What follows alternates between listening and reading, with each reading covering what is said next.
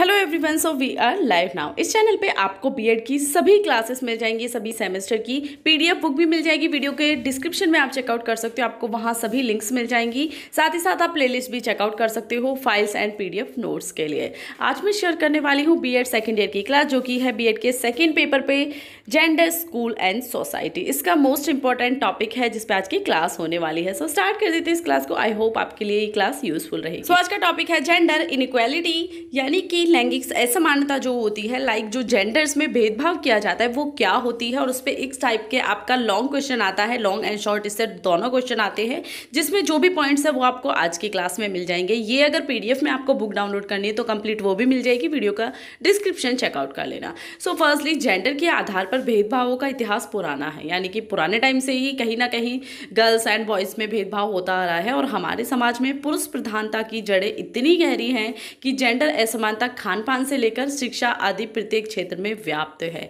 चुनौतीपूर्ण जेंडर से तात्पर्य स्त्रियों से है, क्योंकि अभी तक पुरुष प्रधान समाज में ये हाशियाएं पड़ रही हैं। स्वतंत्रता के पश्चात सभी संवैधानिक तथा कानूनी प्रावधानों के पश्चात भी इनकी चुनौतियां कम नहीं हुई हैं। यानी कि जो आपका जेंडर के अकॉर्डिंग भेदभाव करना है वो एक नया टॉपिक नहीं है, नया सब्जेक्ट नहीं है, या नया देखने के लिए नहीं मिलता है। वो बहुत पुराना है, वर्षों से चला आ रहा है, जिसके लिए बहुत सारे चेंजेस करने की कोशिश भी की गई हमारे पूर्वजों ने। साथ ही साथ कई कानून व्यवस्थाएं भी लागू की गई, बट फिर भी आज भी भारतीय समाज में पुरुष के लिए जो रूल्स हैं वो अलग है, चाहे वो खाना पीना हो वो अलग है, और जो आपकी एजुकेशन है वो अलग है। तो आज भी भेदभाव ज़रूर है, आपको देखने के लिए मिल जाएगा ईजीली। आपकी जो इंडिपेंडेंस हुई थी इंडिया की, उसके पश्चात भी बहुत चेंजेस किए गए, लॉज पास किए गए, बस उसके बाद भी लैंगिक असमानता जरूर की जाती है।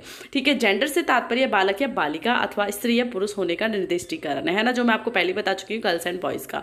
जेंडर के आधार पर व्याकरणों द्वारा भी समस्त वस्तुओं, व्यक्तियों तथा स्थलों को 3 लिंगों में बांटा गया है, यानी कि 3 जेंडर्स होते हैं। इसमें आपका स्त्रीलिंग, पुरुषलिंग एंड पुंसलिंग आ जाते हैं। ठीक है, स्त्रियां जो हैं वो स्त्री सूचक एंड जो पुल्लिंग है वो पुरुष सूचक, तथा इन दोनों के अतिरिक्त का बोध नपुंसक लिंग के रूप में किया जाता है। असमानता अर्थात इनइक्वालिटी, यानी कि जिसमें कि अंतर किया जाता हो, और जो आपके असमानता है वो निम्न प्रकार से होती है। वो एक तरह की नहीं होती कि सिर्फ ऐसे कर लिया कि ये बॉयज़ है ये गर्ल्स है, हालांकि सिर्फ इतना होना चाहिए कि ये गर्ल्स है ये बॉयज़ है, ठीक है। बट यहाँ जो आपकी असमानताएं होती हैं, किस किस टाइप से आपको डिफरेंट किया जाता है कि ये गर्ल्स हैं, वो मैं यहाँ पे पॉइंट्स डिस्क्राइब करती हूँ। फर्स्ट इज शारीरिक असमानता। ठीक है, यस, फिजिकली अलग अलग होते हैं तो वो आप बोल सकते हो। सेकंड होता है मानसिक असमानता। बिल्कुल, मेंटली जो थिंकिंग होती है वो भी गर्ल्स एंड बॉयज़ की बहुत पॉइंट्स पे अलग होती है, इस पे पॉइंट्स पे हम आगे बात करेंगे। देन थर्ड होता है आपका सामाजिक असमानता। सामाजिक असमानता कुछ नहीं होती, कर दी जाती है। फोर्थ है आपका आर्थिक असमानता। फिफ्थ है भाषाई असमानता, एंड सिक्स है आपका संवैगिक असमानता, एंड सेवंथ है स्थलीय असमानता, एंड एट्थ है लैंगिक असमानता। असमानता के अंतर्गत प्रत्येक व्यक्ति के समक्ष दूसरा व्यक्ति असमान ही मिलेगा, चाहे वह जुड़वा ही क्यों ना हो। भारतीय नास्तिक दर्शन, बौद्ध दर्शन का भी मानना है कि प्रत्येक क्षण वस्तुओं में परिवर्तन होता है, अतः वे क्षण भंगुरवाद के सिद्धांतों को प्रतिपादित करते हैं। परंतु असमानता यही नहीं है कि किसी मोटे व्यक्ति की किसी सामान्य शरीर के व्यक्ति के साथ तुलना की जाए, अपितु यहाँ पर असमानता से तात्पर्य एक ऐसी असमानता से है जो विशिष्टीकृत न होकर सामान्यकृत है, अर्थात असमानता की एक सीमा रेखा का निर्धारण कर दिया गया है। जैसे कि तीव्र बुद्धि तथा मंद बुद्धि में असमानता, भाषा की विविधता की असमानता, शारीरिक बनावट की असमानता, रंग रूप की असमानता, सामाजिक स्तर पर उनकी सोचने की संवेगात्मक या लिंगीय असमानता। ठीक है, तो इसके आधार पर बच्चों में भेदभाव किया जाता है जेंडर के बेस पे। मंद बुद्धि या तीव्र बुद्धि में किया जाए, भाषा के स्तर पर किया जाए, शारीरिक बनावट पे किया जाए, या रंग रूप पे भेदभाव किया जाए तो कोई प्रॉब्लम नहीं है। बट अगर भेदभाव जेंडर को लेके किया जाता है तो वो बहुत ज़्यादा गलत है, और उसमें कौन कौन से पॉइंट्स आते हैं वो हम यहाँ पे डिस्क्राइब करने वाले हैं। आप एक बार क्लासेस देख लो। बीएड इतना हार्ड सब्जेक्ट नहीं है जिसके लिए आपको नोट्स बनाने की जरूरत है। मैं कहती हूँ मेरी क्लासेस देख लो और पीडीएफ में बुक डाउनलोड कर लो, क्योंकि मटेरियल तो आपको चाहिए जहाँ से आपको पढ़ना है, और एक बार पढ़ लो, आपको जरूरत ही नहीं पड़ेगी कुछ और करने की। यार बीएड है, आप टीचर बनने जा रहे हो, आप में खुद में उतनी आपकी थिंकिंग है कि आप उसे एक बार, आपको क्या देखना होता है बीएड में, सिर्फ ये देखना होता है कि एग्जैक्टली हमें यहाँ पे लिखना क्या है, फिर उसमें लिख तो आप खुद भी देते हो। एग्जैक्टली मेरे साथ भी ये हुआ था, आपके साथ भी ये होता है और आने वाली जनरेशन के साथ भी ये होगा, क्योंकि बीएड कोई ऐसा सब्जेक्ट नहीं है जिसे आपको रटा जाए। वो आपकी मेंटली, आपकी थिंकिंग पे, आपकी ओन थिंकिंग पे डिपेंड करता है। तो इसलिए सिर्फ आपको क्लासेस लेनी है, आप क्लासेस चेकआउट कर सकते हो। मेरी सभी सब्जेक्ट की क्लासेस आपको मेरे चैनल पर मिल जाएंगी। आप चाहो पीडीएफ बुक डाउनलोड करो, ईजी रहेगा आपके लिए, आपको नोट्स बनाने की जरूरत नहीं है, आपका टाइम वेस्ट नहीं होगा, सिर्फ एक बार पढ़ लेना, टाइमली हो जाएगा और सब चीज़ें आपकी पेपर में अच्छे से वो आएंगी भी। ठीक है, तो अभी देख लेते हैं कि जो आपकी असमानताएं हैं वो किस किस प्रकार की जाती है। इसमें फर्स्ट पॉइंट है आपका खाने को लेकर, यानी कि खान पान। जेंडर असमानता बालक तथा बालिकाओं के खान पान में भी परिलक्षित है। बालकों की अपेक्षा बालिकाओं के खान पान तथा पोषण और शारीरिक स्वास्थ्य की उपेक्षा की जाती है। प्राथमिकता पर बालकों को रखा जाता है और यह असमानता परिवार के सदस्यों के तथा माता पिता के द्वारा ही किया जाती है। यानी कि खाने को लेकर भी गर्ल्स और बॉयज़ में भेदभाव किया जाता है। क्या किया जाता है कि बॉयज़ को अच्छा खाने के लिए दिया जाता है और गर्ल्स को कम, तो मैं नहीं कहूँगी कम तो नहीं देते हैं, बट यस उतना नहीं देते हैं। क्या थिंकिंग होती है, अगर एक ग्लास मिल्क है, आप ये मान लीजिए फॉर एग्जाम्पल, तो वो क्या करेंगे, वो बॉयज़ को देंगे, गर्ल्स को बिल्कुल नहीं देंगे। तो वो बॉयज़ के खाने का अच्छे से ज़्यादा ध्यान रखते हैं कि उसे ताकत ज़्यादा चाहिए, उसे वर्क बहुत करना है। तो ये भेदभाव आपको देखने के लिए मिल जाएगा। आप अपने आसपास में भी देख सकते हो, अगर एक मिडिल क्लास पर्सन है तो उसने ये चीज़ें देखी हुई होती हैं। आसपास देख सकते हो, अपने चारों तरफ आप एक समाज में रहते हो तो आपको कहीं ना कहीं ये सब चीज़ें देखने के लिए मिल जाएंगी। इसीलिए मैंने कहा बीएड की क्लासेस देख लीजिए, मेरी क्लासेस देख लीजिए, एक ही पॉइंट में, एक ही वीडियो में आपका टॉपिक कंप्लीट हो जाएगा, तो आपको समझ भी आ जाएगी, क्योंकि ये चीज़ें हमारे आसपास से निकल के आई हैं जो बीएड में है मोस्टली। ठीक है, अब आ जाते हैं सेकेंड पॉइंट पे, वो है आपका रहन सहन। जेंडर असमानता बालक और बालिकाओं के रहन सहन के स्तर से भी स्पष्ट होती है, यानी कि परिलक्षित है।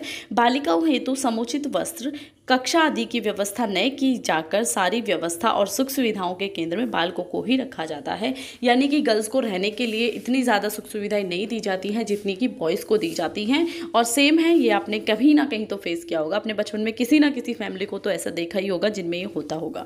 थर्ड पॉइंट है आपका एजुकेशन, और ये तो आपने बहुत ज़्यादा देखा होगा। बालिकाओं की पिछड़ी स्थिति का एक प्रमुख कारण है उनकी शिक्षा की समुचित व्यवस्था न होना। लड़की को पराया धन समझते हैं और उनकी शिक्षा पर व्यय नहीं करते, जिससे कि शैक्षिक दृष्टि से वे बालकों की अपेक्षा पिछड़ जाती हैं। ये तो बहुत ज़्यादा देखा है। आप एनएसएस का, एनसीसी का कैंप देख लीजिए। अगर एनएसएस का कैंप और एनसीसी का कैंप किसी गांव में आप करते हो, मैंने किया था अपनी ग्रेजुएशन टाइम में, तो आपको वहाँ कितनी लड़कियाँ मिल जाएंगी जो स्कूल नहीं जाती हैं और उनके भाई जो हैं वो इतने बड़े बड़े स्कूल्स में जाते थे और लड़कियाँ सिर्फ घर का काम करती थी, उन्हें एजुकेशन नहीं दी जाती। तो ये माना जाता है कि यार दूसरे घर जाएगी, वहीं तो करना है, क्या करना है, तो उन्हें क्या पढ़ाना।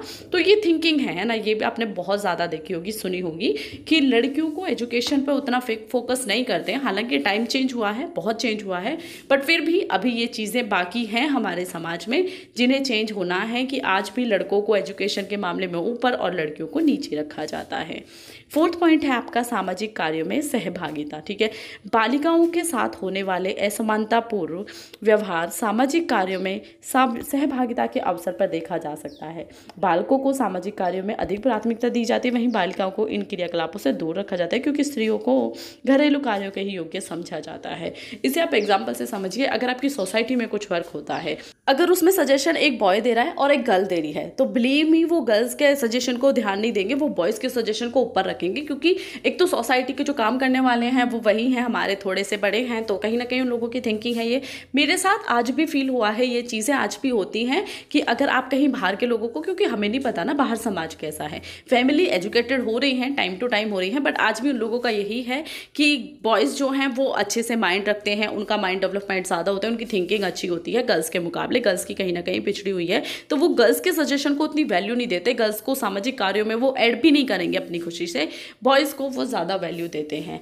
आपका फिफ्थ पॉइंट आ जाता है निर्णय लेने का विषय। बालिकाओं को बालकों की अपेक्षा निर्णय लेने की छूट परिवार तथा समाज में प्रदान नहीं की जाती है। बालिकाएं पिता, पति तथा पुत्र के सन्निग्ध ही जीवन व्यतीत करती हैं और आजीवन इन्हीं पर आधारित रहती हैं, अतः निर्णय लेने वाले विषयों पर लैंगिक असमानता दिखाई जाती है। फर्स्टली तो अगर मेरी थोड़ी सी हिंदी ऊपर नीचे होती है तो प्लीज़ वो से ध्यान रख लेना। मैं आपको समझा तो पाती हूँ, बट ये जो वर्ड्स हैं उन्हें पढ़ना हिंदी में काफ़ी ज़्यादा टफ हो जाता है। ठीक है, तो आप निर्णय लेना, जैसे मैंने सेम कहा कि अगर आपकी फैमिली में कोई निर्णय लिया जा रहा है समाज का, तो मैंने आपको पहले बता दिया था ऊपर एग्जाम्पल देके, तो उसे आप इससे भी जोड़ सकते हो।